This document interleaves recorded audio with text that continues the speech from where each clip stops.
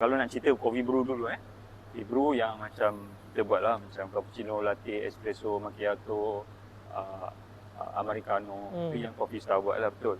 Yang tu adalah Italian ataupun Milano punya style.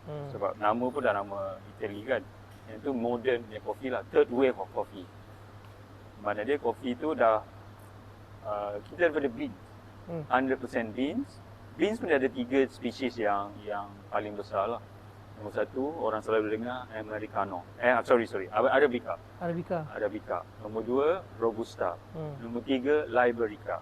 Dia ada lagi lah spesies yang tak ni. So daripada segi nisbah dia, about 60% adalah Americano.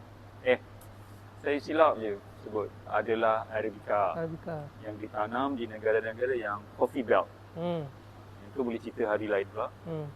Macam negara Colombia, Brazil yang besar lah, coffee belt. Itu 60%.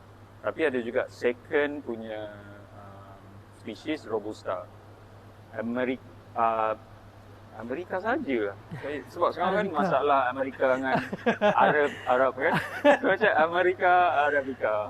So Arabica punya spesies ni, dia tumbuh dekat tanah tinggi. Dia ada setengah tempat lah. So dekat Asia, particularly Indonesia, Vietnam, ini adalah Robusta.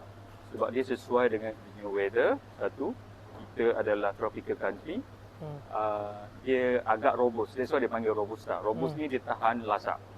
Okay, dia tahan lasak, so dia boleh tumbuh di mana-mana yang kita di. So dekat Asian, about 30 plus or 40% coffee adalah Robusta. Ada kelebihan masing-masing lah. Yang tu kita boleh bincang hari lain.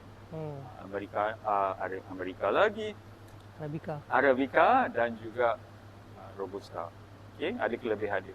Dan di Malaysia, kita tak ada dua-dua ni. Kita ada Liberica. Liberica ni kopi yang tumbuh di tanah rendah dan tropical country, yang kalau jumpa dekat kampung, yang betul lah. Itu baru cerita brew coffee tau. Itu 3 spesies.